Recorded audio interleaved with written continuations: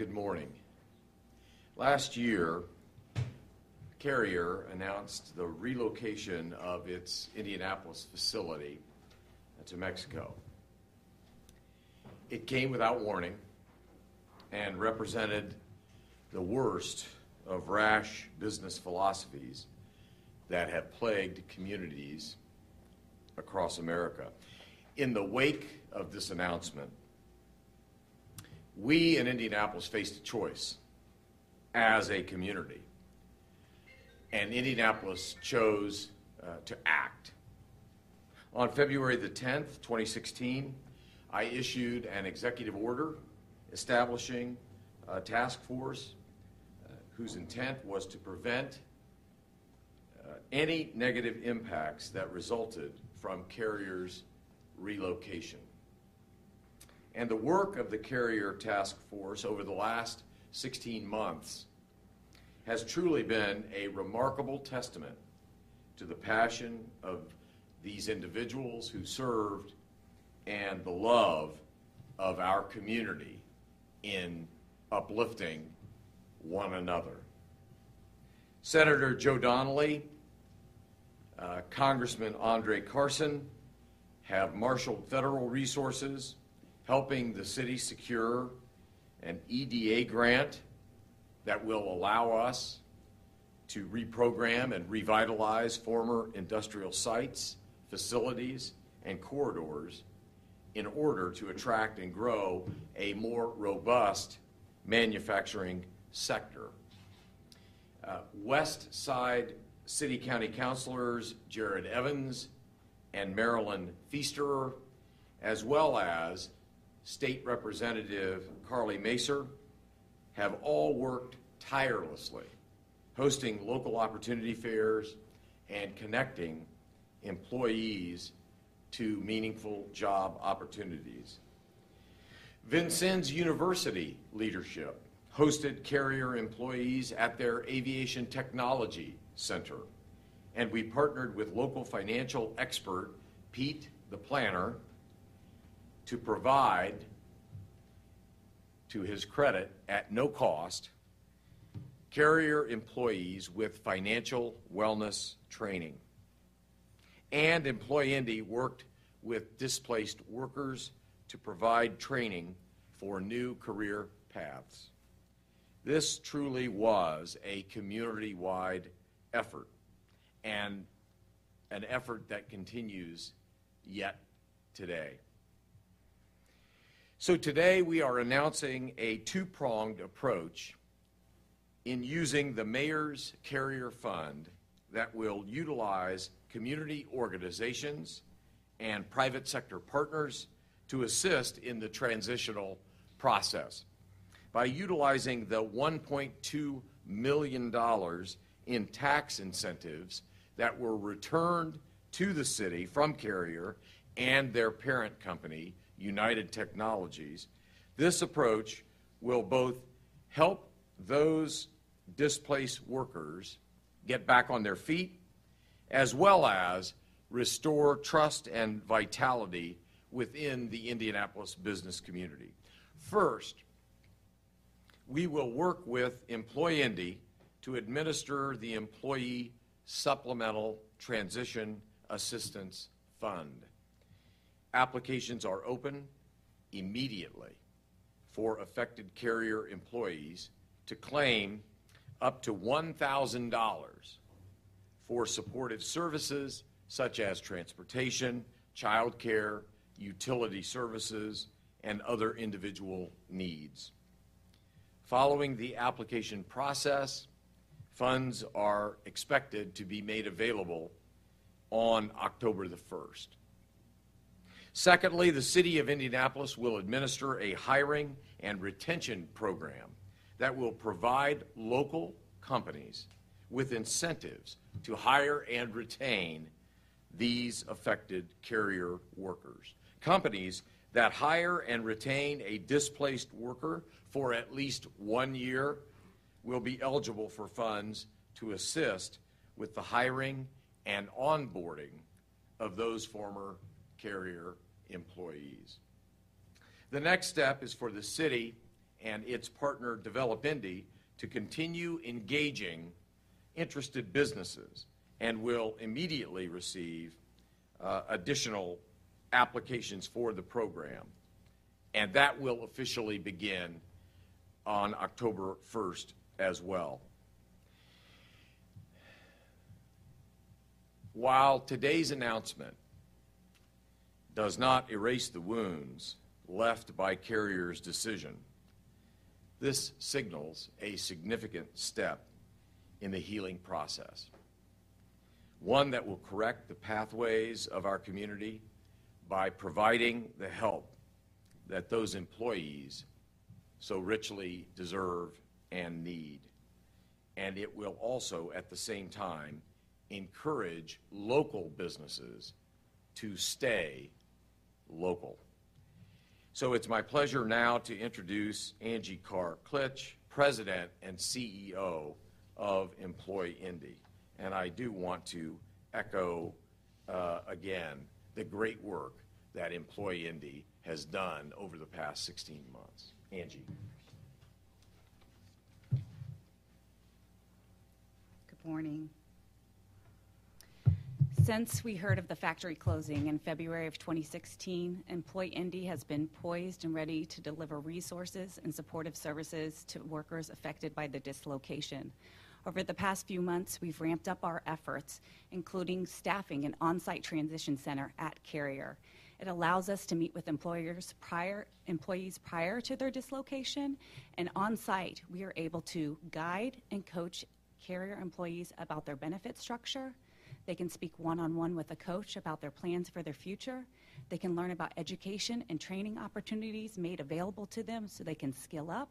And they can learn about job search tactics and ways to connect with high-demand employers in our community who want those candidates that have the skill sets that Carrier employers have. With the addition of Mayor Hogsett and the City of Indianapolis's Carrier funds, employees now have up to $1,000 available in barrier-busting supportive services. These funds are in addition to eligible Training Adjustment Act dollars and allow for individuals to reduce the opportunity cost of stepping out of the labor market and skilling up for the jobs of the future. These flexible monies will also allow employees at Carrier who were ineligible for those additional training dollars. I can't stress how important it is for Carrier employees to sequence benefits appropriately and take full advantage of the suite of supports available to them over the course of the next 18 months. In an effort to provide up-to-date information and individualized attention to each Carrier employee, Employ Indy's career transition specialists are currently taking appointments through our online portal, indycareerhub.org. Regardless of whether these supports are used to help pay for housing, transportation, childcare, utilities, we believe at Employ Indy that the barrier-busting funds provided through this funding source will really allow individuals to be served where they're at and to mitigate any costs that are necessary for them to plan for a future. Now it's my great pleasure to introduce Robert James, President of the United Steelworkers, Local 1999.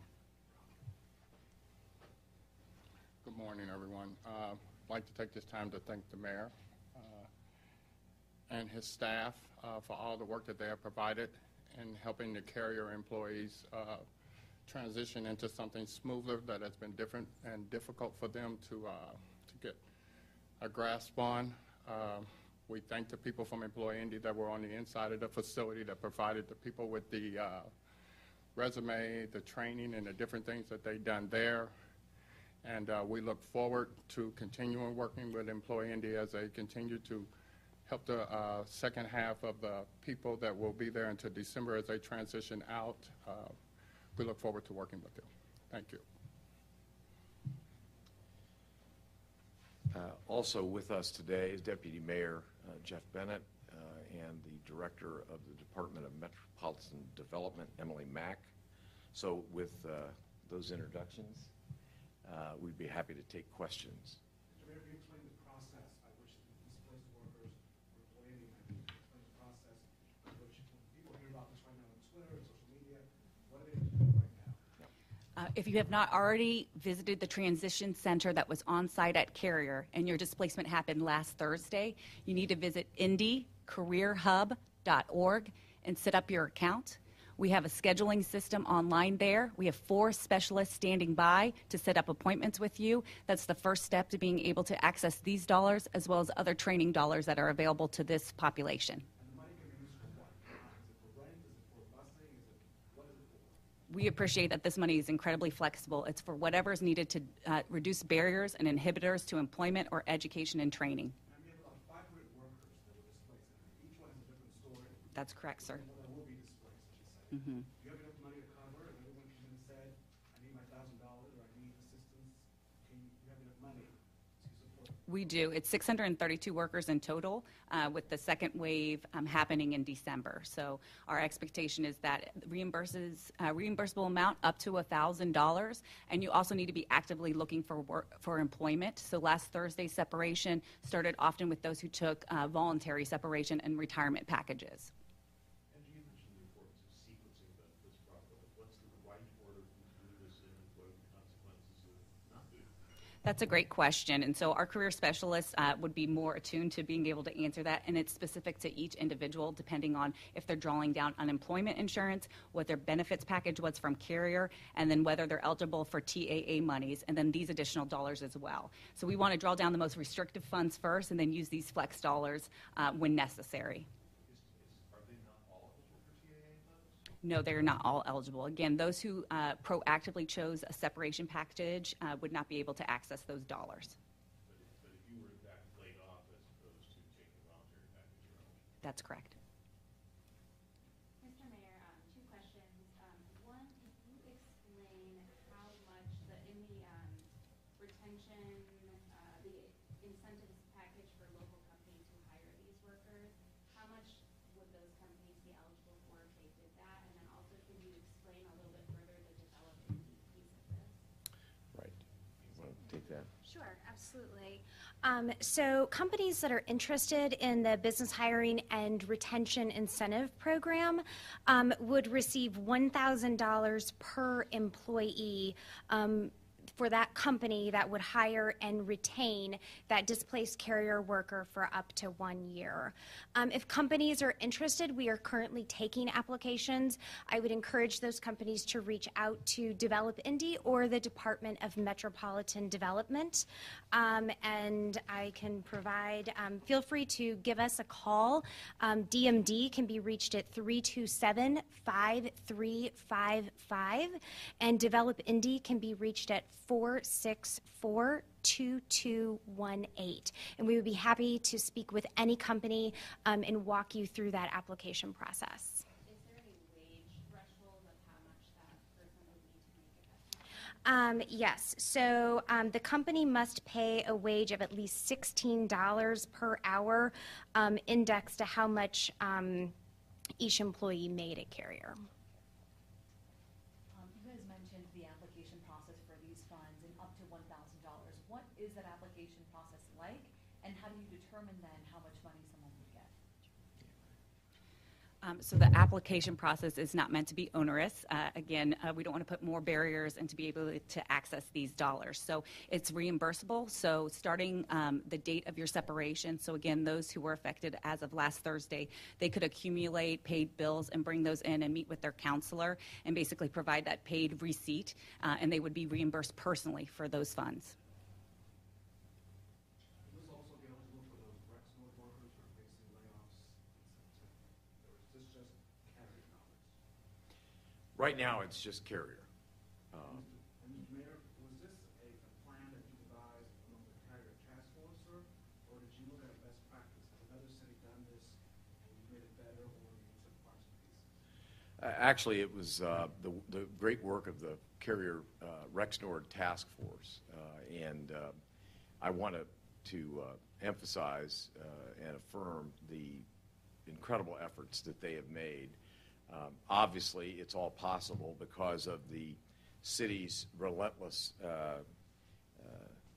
effort to recoup the tax incentives that the city had provided, and to Carrier's credit, to United Technologies' credit, they have repaid the city $1.2 million, which incorporates all of the tax incentives, the value of the tax incentives over time that the city had provided them. So I'm certainly not here to be a cheerleader for Carrier, but at least they have come forward and repaid the city what the city provided them, and that's what we're taking advantage of on behalf of the Carrier workers today. And sir, before you can spend that money, does the city county council have to approve the appropriation of these dollars back into the system? Yes, I believe that the council will not only be aware of this proposal, but will pass upon it. Mayor, what makes Carrier different? Rexnord isn't in this position. There are smaller scale layoffs that have this kind of over and above assistance. Why is Carrier a special case? Well, first of all, you're talking about a wide difference in the number of workers affected. Prior to then President-elect Trump's announcement in November, I believe it was November, we were looking at Carrier at the possible loss of 1,300 to 1,400 workers. Right, Rob? Now, fortunately, those numbers have been diminished, but not in its entirety. So that's one incredible difference. But I would say we remain committed to Rexnord employees every bit, as we are announcing today our commitment to help Carrier employees in this transition.